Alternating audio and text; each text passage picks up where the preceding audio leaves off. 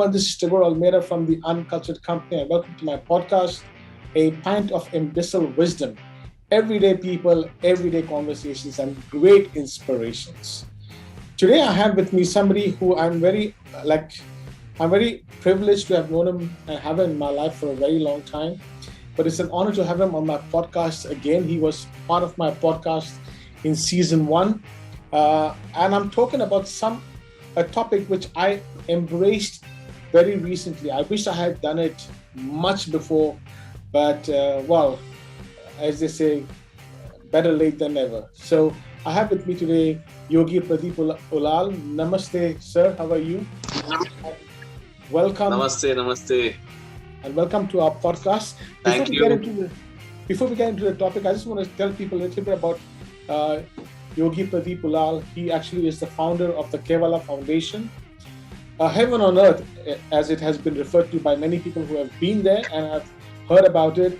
Truly a heaven on earth. It's a few hours drive from the South Indian city of Bangalore. Pradeep gave up everything that he had and put everything of his life, his wealth, and his time to creating this place called the Kevala Foundation, where human beings, the mind, the body, the soul, connect with the universe. Okay, to be one with the universe, to come down to the simplicities of living life. And what I love about this gentleman is that he makes it scientific. So whatever he talks about has got nothing to do with religion. It has nothing to do with your faith. He encourages you to carry on with your faith the way you are. But he brings onto the table the science of life. And by that, what I mean is yoga. Yoga has been, and if I may use the term very carefully, bastardized in many ways in many parts of the world, where people have taken the ancient scientific, not religious, but the scientific art of yoga and tried to commercialize it. And we're not here to talk about that today. I'm here to talk to Yogi Pradeep Ulal about the science of yoga, its benefits, the misconceptions. And I'm actually going to put him to a test today as well to say, show me something that I can actually share with my audience that will instantly benefit them. And then if you want to know more about it, I will tell you how to get in touch with the Kevala Foundation and obviously with Yogi Pradeep Ulal himself. So excuse my long introduction. I don't usually do that, but I had to do this because I feel it's so precious about just spending time with you and also about the matter that we're going to talk about. So let's start off a little bit with the Kevala Foundation.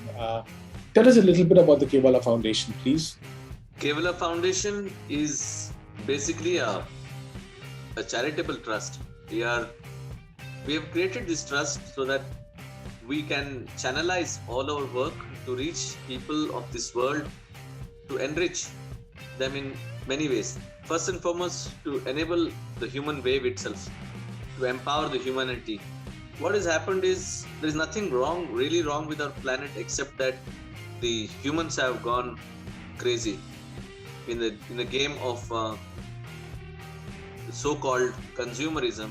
So the very movement itself was to bring the humanness back through a scientific approach of cleansing and purification.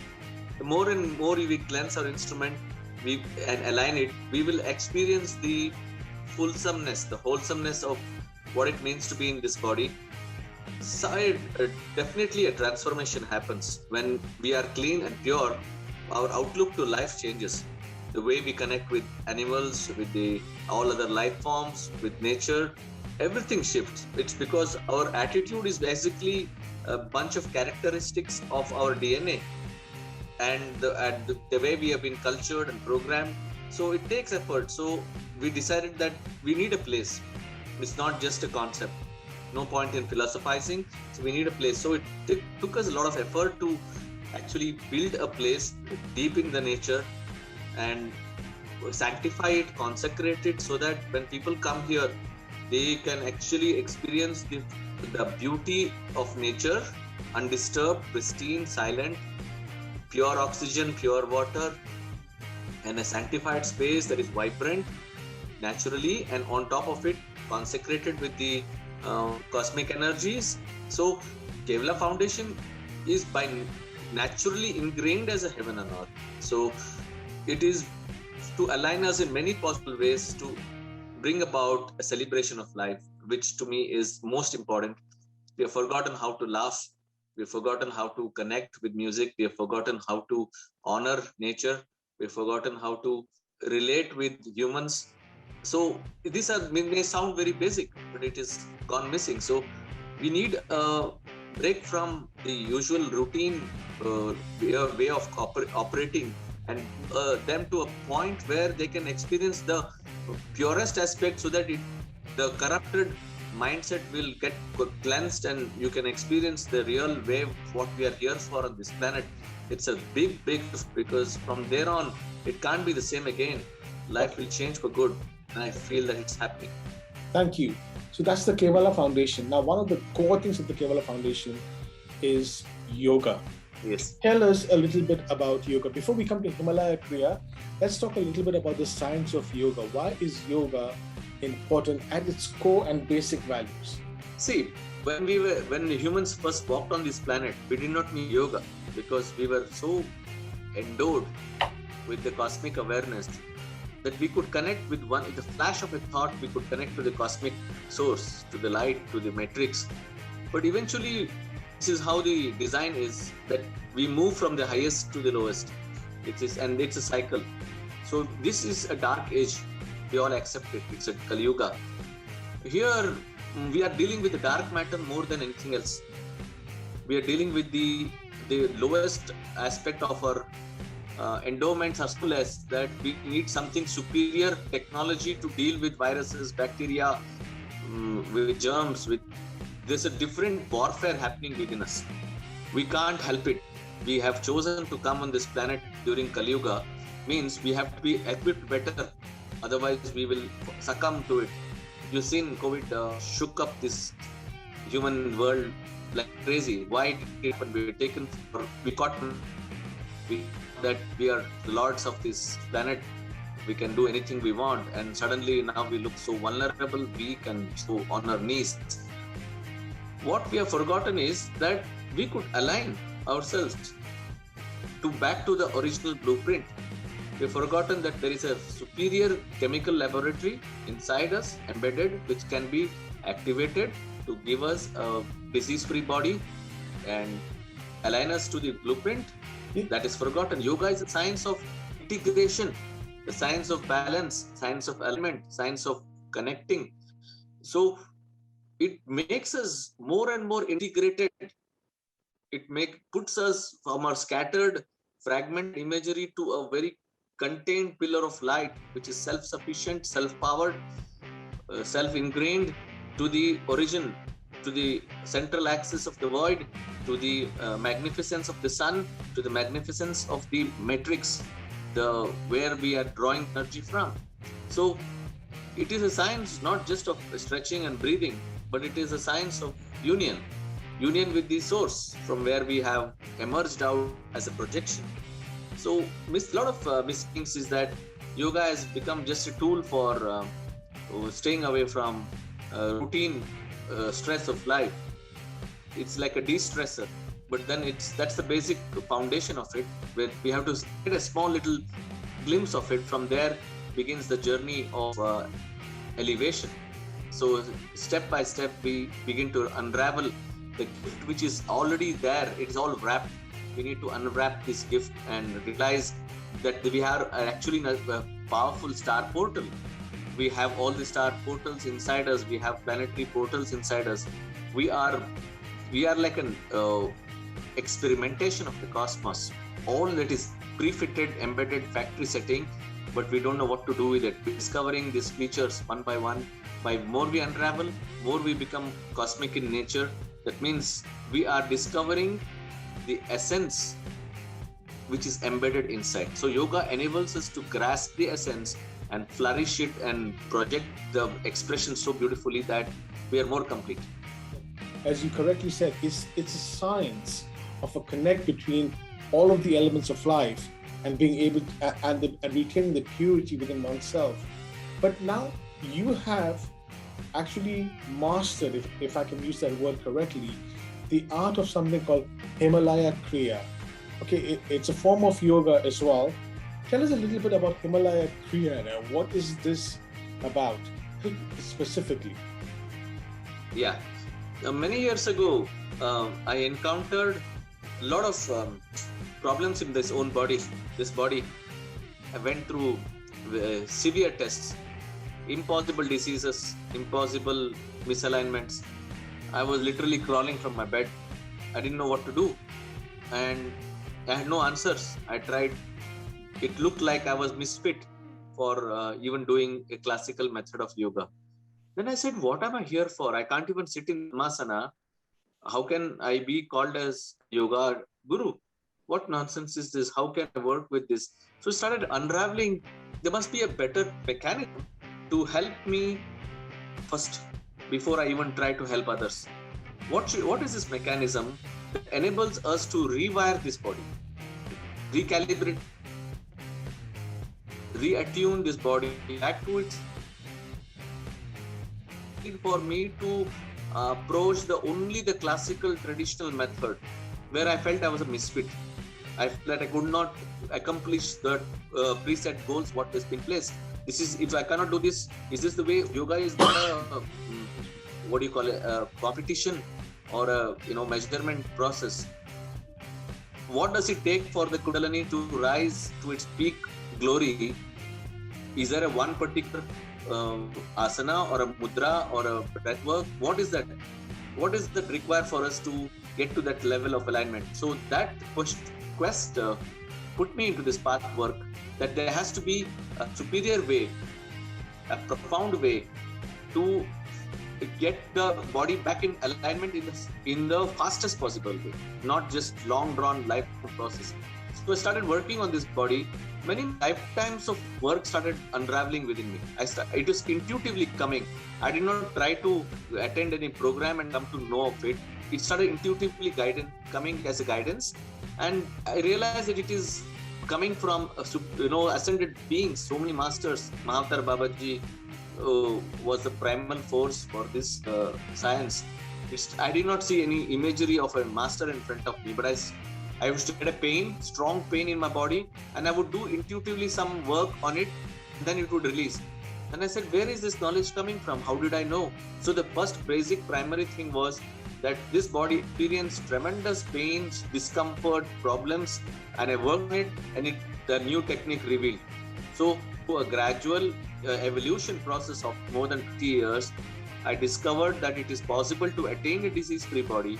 Himalayan Kriya Yoga is a science of mukti, which means freedom from disease, which means decalcification. A lot of calcium deposits in the body makes us arthritic, okay, and decarbonization, which makes us more and more slow.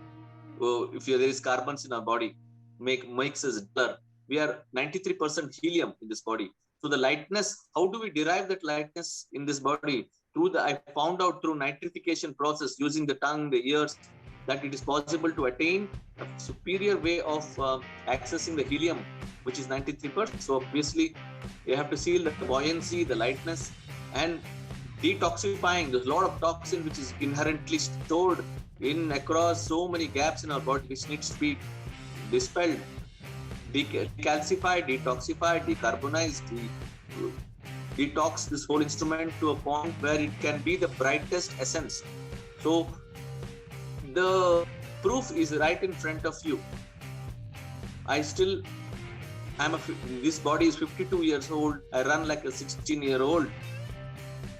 I feel vibrant, disease-free, and this body has been tested and applied in so many places. So the true effect of it is there in front of us to be seen. Otherwise, it becomes just a pseudoscience. So I tried this on so many people and saw the impact. Sorry, hold on a second. Sorry to interrupt you there, but you're talking about the science and this body, but you also pursued a PhD, okay? I know you're getting a lot of intuitions and you don't know where they were coming from, but you pursued a PhD as well, which helped you understand what you're bringing to the table. Tell me a little bit about that. Well, see, I primarily began a very, very mixed, what do you call, experimentation. I started my journey as an aviation mechanical engineer in the Indian Air Force. So I used to work on crash aircrafts and make them. We are part of a team which can crash aircrafts fly. So realize that if you can fix aircrafts, we can fix bodies also. So if we can repair a crashed aircraft, we can repair a body which is diseased. So basically means it's engineering. Basically, you see, I come from an engineering background, and then I started applying it to human sciences. So I took up sociology. I started studying societies, people. I started relating with physiognomy, understanding physical body, how the shape is. Started studying phrenology, the skull shape. Started studying body language to understand human attitude, the way they spoke, way they held themselves. Started studying cultures, languages, music. So it's an integration. Finally, the social quotient, which is very crucial to understand people before you actually impart a science like this. It's not easy to deal with people. They come with big walls, the big fat titanium walls. So how to crash these walls? So you need to have a heart in place to be able to connect with people. It's not about just just a which is just can be unraveled. You need to connect. So it needs a lot of practice of purification techniques to able to connect with that heart, so that we can. So I studied the PhD for the reason that not to claim that this is the only way, but I wanted to put across a thesis that how to attain a state of flow. You are sitting in a stillness. That was my major work. Is people say I'm locked, I don't know what to do. I said, well, you can develop tremendous levels of movement even in deep stillness. That level of breath work can happen. That level of intensification can happen through chants, through breath work, through power of intent.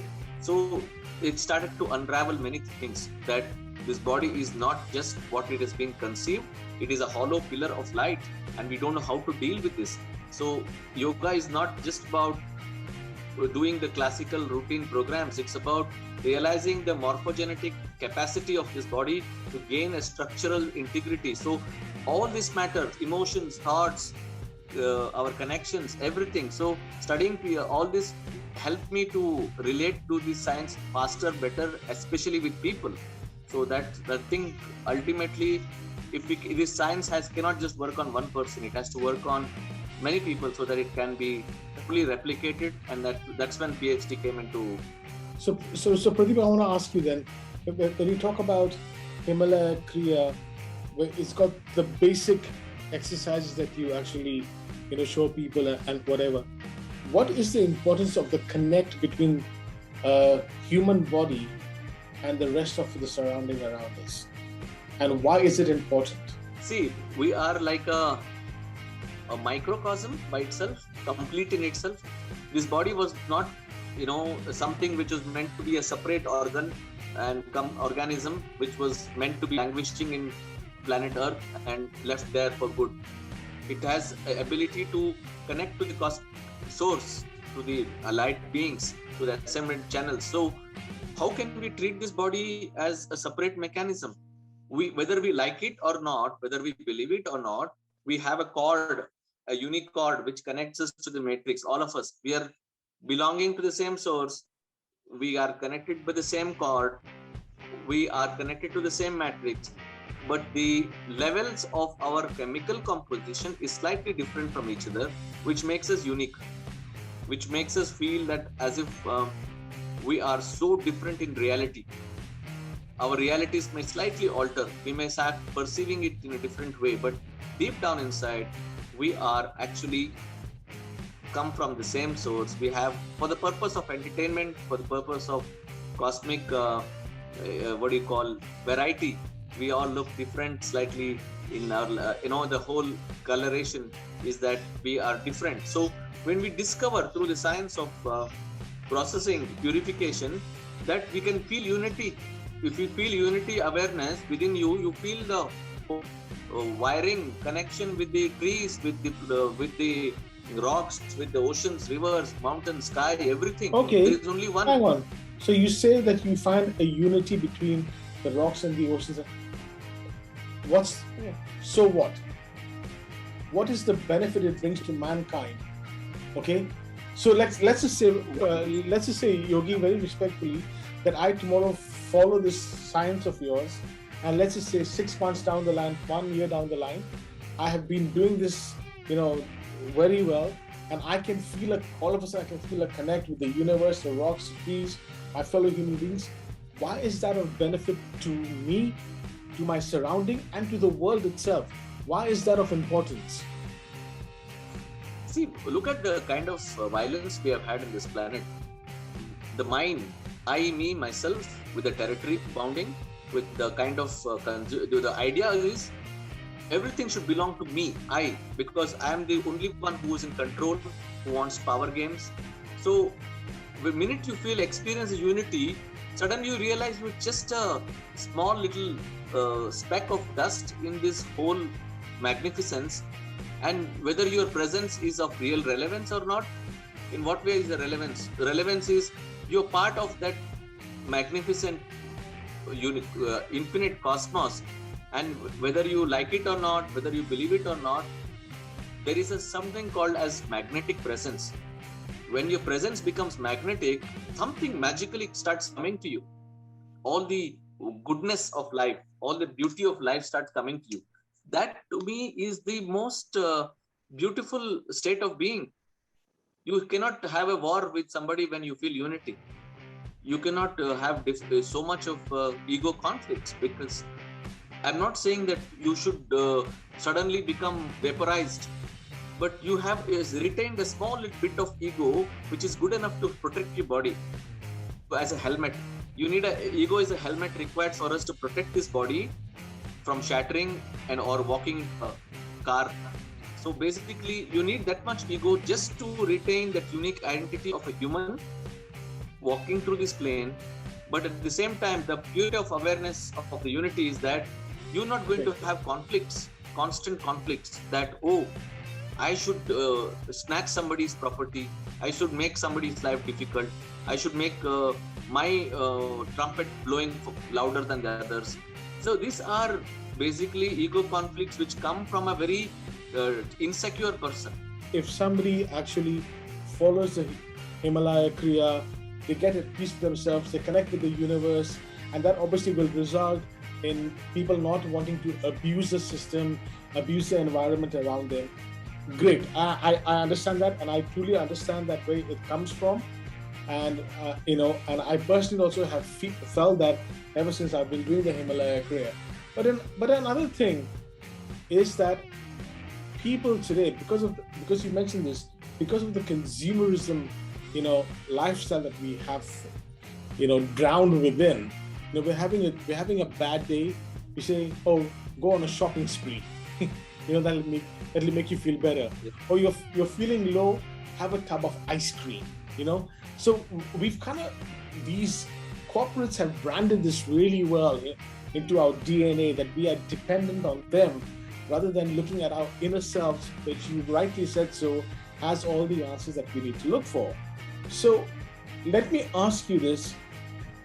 Right now, one of the most common things that people have, fatigue, mental fatigue, feeling low, or even worse, feeling depressed, headaches, migraines. These are some of the common things that I know people around me have always shared with me, that they're having this literally on an every single day basis. I'm going to put you to the test, respectfully, Yogi, saying for somebody who's going through a moment like this, where does your Himalaya Kriya come in? Okay. No philosophy, simple, pure action. Okay. Pull your ears like this, side to side. My ears. And pull your tongue. Pull your ears both with grip, strong grip. Yep. Pull your tongue up. Pull your eyes up into the midbrain. And move your tongue. Vigorous. And your base of your palm is on the jawline.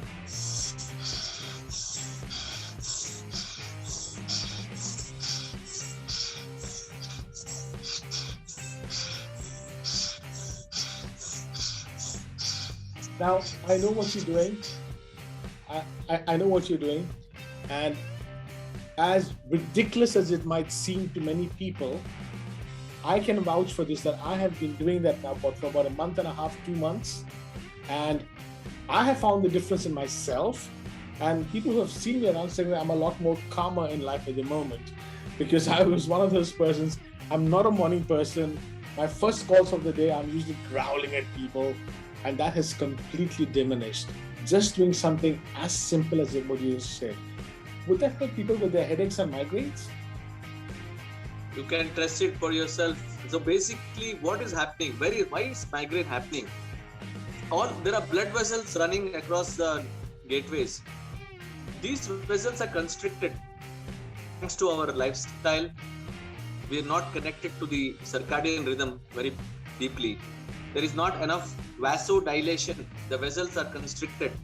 So if there is lack of nitric oxide flowing in our mechanism, which is crucial for us, all our brain vessels to open up and expand. I told you unity awareness. Unity awareness is only possible if nitric oxide flows, but it should flow in balance, not overwhelming nitric oxide. So we should have a strike balance of how much nitric oxide is required, how much nitrous oxide is required to have a sense of deep connection with the cosmic laughter which comes from the core of the belly. When we are blissful from inside because of our attitude, and this attitude comes when we strike a balance. What is this so-called stress? Because of over-intellectualizing life. We are trying to find algorithms, we are finding problems. All the time, most of the corporatization is nothing but trying to figure out, find a problem and give a solution. So the real problem is we are not in synchronicity with life. So we need to find problems. Okay. So the biggest is that saying, no head, no headache. Basically, if you stop over-intellectualizing your head, you are having problems. Okay. No, but I disagree with that because I actually know somebody very close to me who, for no fault or reason, suffers from migraines literally at least 3 times in a week. There are technical reasons also. There could be so many other reasons. Could be imbalance in the chemicals that flows. Our brain is like a crazy chemical laboratory. There should be enough body salts. These are simple people who don't understand all these terminologies. They just are people who are going through these challenges in life. And what I hope comes out of this chat with you, Yogi, is... I think I agree with you. But at the same time, if we have the all the time in the world to discover drugs and alcohol, we also can spend a few moments to discover our own body. I totally agree with that. But I just don't want it to be an overload of terminology. But here's one more thing I want to ask you. And this has been obviously coming from the experience that I've been deep diving into to understand more about this, the connect with all of us. As you know, it's been now 9 or 10 months I've become a vegetarian. I feel that has helped me as well. And doing the Himalaya Kriya now for the past month and a half, 2 months has definitely helped him as well. But what I've also noticed is one thing is when we talk about consuming, right? It's not just the food that we intake, but it's also the thoughts and the emotions, the people around us. It's about what we're watching on OTT platforms. Everything is actually becoming a part of what is creating the toxins within us. Can you just talk to us briefly a bit about the impact of these things in our lives? Yeah, beautiful. First and foremost, basic foundation is what does this body need? It needs, first and foremost, the ability to grasp the bounty of nature. Fresh farm food, none lesser you cook, the better. Even if you have to cook, the subtle inner balance tells you that you should need 6 types of tastes. Your body to have tangy taste. It should have pungent. It should have sweet, sour, bitter. People have now become constricted to only few kinds of food because it is easy to pull it out of the fridge and just put it in microwave and eat it. that culture has disturbed our ability to nourish ourselves with all kinds of food. The nature has given all its bounty. There is a fruit called the star fruit.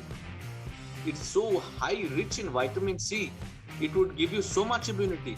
But people say, oh, it's so sour that I cannot taste it. Obviously, all the nourishment which comes from life cannot be comfort food. But I want to ask you another question. Which I think is very relevant to my users. If you were to give somebody 5 tips of living well-being, what would those 5 things be? Just in quick bullet points. 5 things as a gift to my audience. 5 things. First and foremost, attitude to life. Okay? The attitude to life is that live, let be. You cannot change anybody. You just have to be first figuring out the self. What is happening within. Be within, witness the joyful aspect of, if we are good enough to be a gift on this planet, we can help each other to make a better world. Ability to laugh and understand the joke of life. Is that number 2? Yeah. Ability to laugh at the joke of life. What do you mean by the joke of life? Yes. I like that term. What is the joke of life? Everything is a joke. This whole cosmos is a joke. People thought it's a serious project, IT project, that we come here to unravel some code, unravel some algorithm. We will never get there. It's not going to happen. Research and development is an evolution of mankind. So, that wouldn't happen if everybody just sat down and said, life's a joke, and enjoy this. Yeah, but then I'm not saying that we should not discover. You will discover the gift of the cosmos by all this exploration, and you will get to laugh more. Okay. When you unravel a beautiful gift from your friend, which is innovative, which is so powerful and beautiful, don't you feel the joy of unraveling it? Yeah. The gift is not in imagining things. I'm not asking you to lie down and just laugh at life. I'm saying discover the joys by when you all the epiphany moments are laughter. Why is it laughter? It is because you have cracked open something very powerful. Okay. Number 3. Number 3, power of love. So what do you mean by the power of love, Yogi? I mean, that's a beautiful thing. It sounds like poetry. But what do you mean by that in an everyday life? What has happened to us is we thought that love means only between 2 people. Love is such a narrow passage, there is no room for 2. That means wherever division, that I and you, that this so-called I and you, male, female, rich, poor, so-called differentiations make poverty, miserable feeling. Love is so pure and so profound in its effect that it crosses the barriers, the so-called conditioned programming barriers which society culturing has given us, that we have to be a certain way, then only love can happen. Love is so powerful that it can happen anywhere. It could happen to you on the street, it could happen to you in an elevator, it could happen to you just for no reason. It just clicks, something clicks inside. Love is alignment. Okay. Love for power is very dangerous because it is corrupting. Number 4, alignment is our responsibility. Alignment with everything, alignment with life. See, life is already pouring its gift, passing through us. It is like a micro strands, like how you can't see the wireless currents. There are waves passing through all of us from the cosmos. It is enriched waves, but we are not grasping it because we thought we were so busy in our project of problem finding. We have forgotten that there is a micro strands of cosmic waves passing through us. Our trans receiver has gone dead.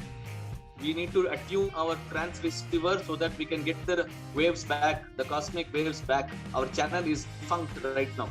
We need to get it functional. So through the body, through the breath, through the spirit, we can unlock the portals inside us. We become more and more aware that we are a cosmic being. That alignment is our responsibility. Don't expect some magic to happen straight away. Punch, number 5. Yeah. Okay. laughter is the best medicine. I'm so glad you said that. But in your top 5, Yogi, you don't have things like exercising. You don't have things like breathing. Like a lot of other yoga people will tell you, exercise, yoga, you know, all that kind of stuff. You haven't put that in your top 5, and that's what I really love about you, is that you've got such a different approach to what yoga is all about. You know, so you've got this top 5 things. Let me ask you things that I know a lot of my listeners will be wanting to know. Where does exercise fit into it? Very quickly. Alignment is part of the exercise. See, when do we? If you take, when you're born with a certain vibrancy, frequency. If you see a baby, it's already stretching itself. It is already moving itself. It is so supple and it is flowing. Only when our rigid thought forms start happening to us, we become more and more inflexible, more and more difficult, because the way we process information, it is very making us heavy. So the idea of life is to flow like a river. So initially we have to deal with our resistance. Gradually, as we become more and more lighter in our attitude, and we figure out ways to unlock this breath within us, the river of current within us, the nadis inside us, body begins to flow, to experience its own magnificent river, which is merging with the oceanic bliss. Bliss is our original calling. Bliss is our original inherent state. We have to access this bliss by flow. That flow can happen when you start experimenting. You don't know what will click you into bliss. Sometimes it could be just a piece of music. Sometimes it could be just a feeling of elevation. How important is diet to the well-being and the ability to connect with our fellow creation around us? Our relationship with nature. What food we choose is actually telling us a lot about our character. Okay. So we choose food that helps us to make us lighter, stronger, make us more blissful in our nature. What we eventually becomes our body mass, eventually becomes contributing to our energy ratios. So basically, choose food that makes you vibrant, happy. Like what? Like what? Sorry, Yogi. Eat food that makes you vibrant is very generic, because, okay, I've become vegetarian, but somebody else sitting, for example, I don't know, in the Middle East or in South Africa, what food that they like is probably a non-vegetarian meal. So that's what I'm trying to get at. What are the foods that you feel from your experience? I don't want to put anybody down, but in your experience, what are the foods that you think are right for us to maintain this purity of this temple? I'll give you very simple foods. Papaya, for instance. This is your gut. Okay, that is where the problems of our life is. Fermented gut will be the major problems. It relates to fogginess in the brain. How you cannot have a great life if you have a fermented gut. Basic gut needs to be cleansed and purified. Okay, so there has to be enough nutrient variation which is encompassed. For instance, I'll give an example to you. The wholesomeness which comes from say for instance a jackfruit. Okay, it is so complete in itself. We need to maintain alkaline. So tender coconut, even the white of that the kernel part of it, is nourishing. So for instance, people talk about eating so much protein to empower themselves. Avocado is non-dangerous protein. It will come to you in a form where it is enrich you. It will help you. So we need a mix of all of. I'm not saying only eat fruits. I'm saying we need to have a combination. The combination is very important. So you should know that enough fiber is required, enough amino acids production is required. So that means we need to balance. So I feel that wherever you are born, whichever country you're born, whichever place you are born, that has got a seasonal food. First connect with that seasonal food in that particular area where you're born. What have you put inside your stomach for the first 7 years of your life, formative years? That is going to influence your genetic memory, it influence your structure, everything. So if you want to make a radical change, it's going to be difficult. So there has to be a progressive method of getting to shift to food that will help you become more alkaline. That is the bottom line. I'm not saying, I'm not a dietitian, I'm not telling you this is the only way. You have to figure out. You have to experiment. Unless by now we should have experimented to know what food will truly make us more alive, make us more lighter. For instance, banana, which is kind of considered so ordinary. Banana has got tryptophan, which is basically a chemical which will help to produce serotonin and dopamine, melatonin. What else do you want?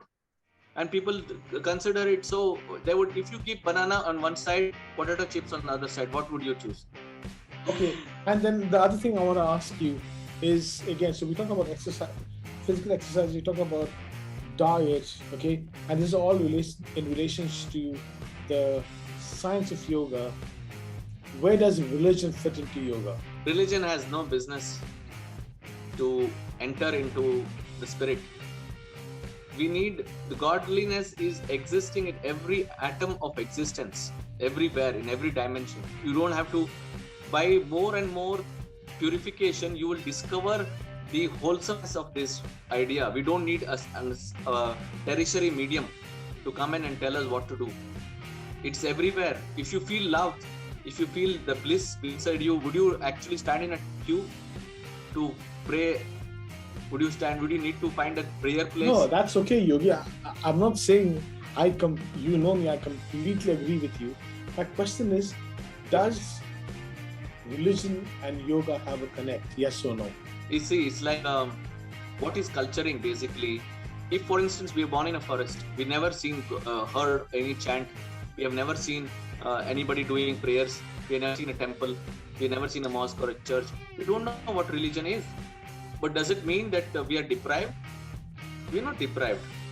We are only feeling that when we start culturing in a certain way, we connect with a certain chanting, we connect with a certain way of approaching life. For instance, the fact that the cosmos spoke to us in a language of Sanskrit with a certain hymn, that means the cosmos wants us to connect with him to unlock this body. It is giving us a gift. Vedas was a gift given to us. It has nothing to do with religion. Veda is a science of unlocking this instrument to its cosmic source. So if you call that religion, it may be a choice of words, but it is not religion. It is a science. So I believe that Om Namah Shivaya, people think it's Hinduism. No, it is a science of unlocking this body to its nuclear capacity, to its nuclear enrichment. It has nothing to do with religion. Where does religion come? Because we feel I am different from you, your God is different from me, and I have to, the minute you put yoga into that, yoga is nothing to do with religion. Yoga is a science of unlocking the instrument to its blueprint. So, thank you. I think you just answered the question that I asked you as my first question. What is yoga? I think you answered it right at the end of this. But I have a little surprise for you, Yogi Pradeep, and I hope you don't mind me this. A lot of people are going to be looking at you and saying like, wow, look at this guy, he's enlightened. Some might be looking at you and saying like, what's he talking about? It's rubbish. And some might be looking at you and saying like, yeah, it's worked for him, it's not going to work for us. So I want to end this conversation by bringing a connect from all the different people around, okay, to how you are a part of them and how they are a part of you, how we are all the same, and how yoga, beyond religions, beyond nationalities, beyond colors and races, beyond of dietary, complications, at the core of it is the science called yoga that is there. So let me ask you a few questions, and you've got to answer this in a rapid round. You can't answer in sentences. One word. Favorite music genre? Favorite music genre, world fusion. Films or books? Right now it is films. A walk in nature or a walk in a crowded city? Nature. Favorite food? Masala dosa.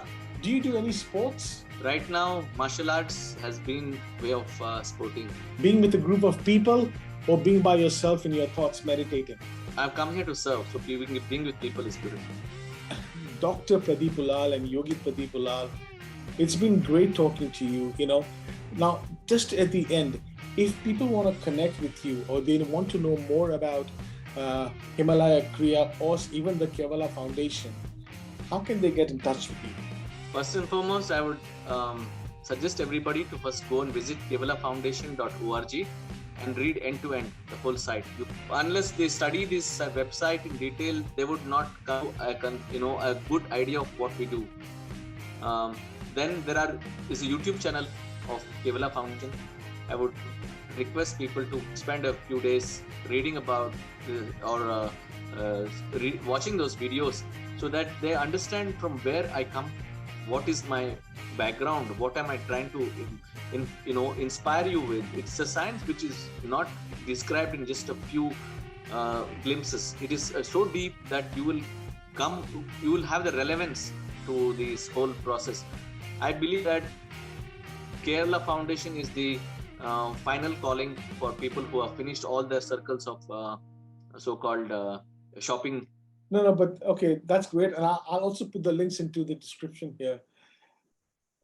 Yogi Pradeep Ulal, Dr. Pradeep Ulal, and my dear Pradeep, thank you so much for talking to us. It is always such an honor to be able to spend time with you, not only on this podcast, but as I said earlier, I have the privilege to dial you whenever I want to, and just have a moment of complete bliss, of love, of laughter, of connect, of alignment. All the 5 things that you talk about, I am privileged to be able to share that with you as and when I want. So thank you so much for being on this podcast. I do hope that my listeners will be able to benefit from this for their own sake and nothing else. Namaste. Namaste. Thank you, Tagore.